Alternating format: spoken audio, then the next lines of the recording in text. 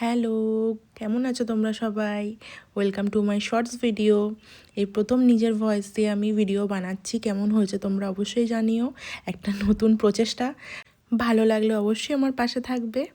তো এই তো আমার একটা রুটিন শেয়ার করছি, মর্নিং রুটিন। শীতের সকাল, গরম জল খেয়ে দুধ চা খাচ্ছি, যেটা ছাড়া সকাল অসম্পূর্ণ আর কি।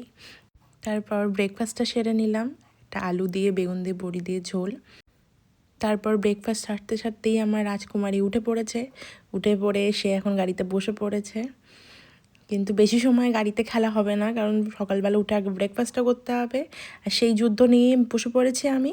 তারপর সেই যুদ্ধ সেরেই আরেকটা যুদ্ধ, ঘর গোছানোর যুদ্ধ।